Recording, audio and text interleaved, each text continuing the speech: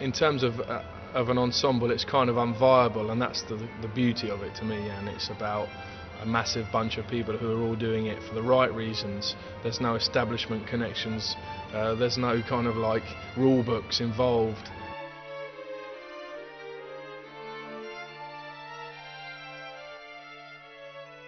Heritage Orchestra came out of a club night called Heritage that was going on at Cargo, which I was promoting at the time, and that was all about getting sort of classical and jazz and dance beats all mixed up in an evening.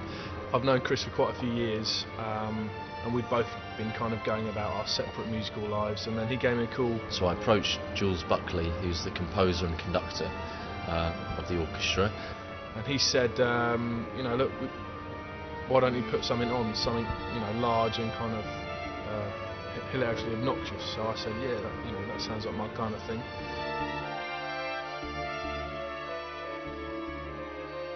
We thought, why don't we do an orchestra? You know, let's go for some sort of orchestra in a club. You know, who does that?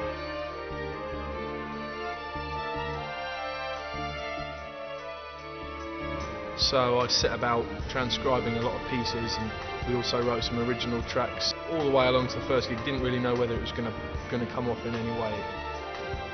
So the Cargo gig went, you know, really successfully. Doing a lot of sort of blaxploitation covers, and it was a really party vibe that we were trying to create, and that was really the progression from the club night into a living form.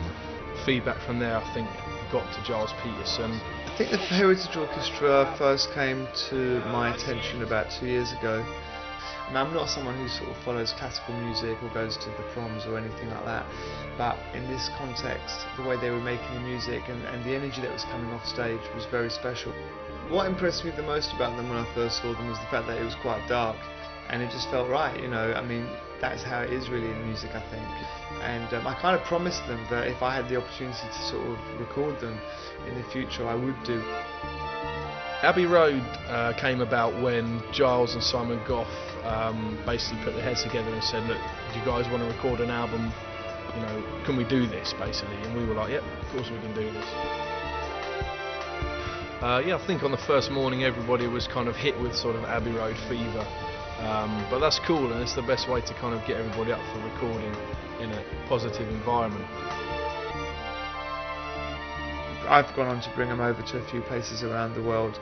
We went over to Montreux last year, and which is like, you know, the international jazz festival in the world. No one had heard of us before then. And the next thing we know, we're headlining in Montreux. And they smashed it there. And now it's time for us to introduce the Heritage Orchestra. Thank you very much.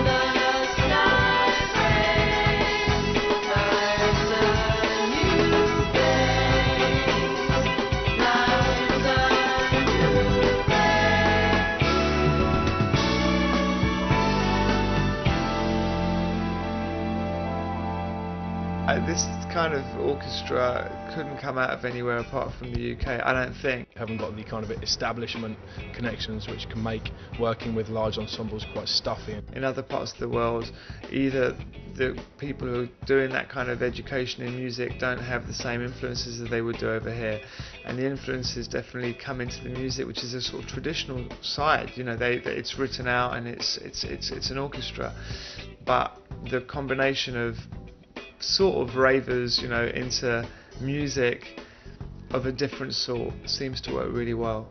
So hopefully there'll be more.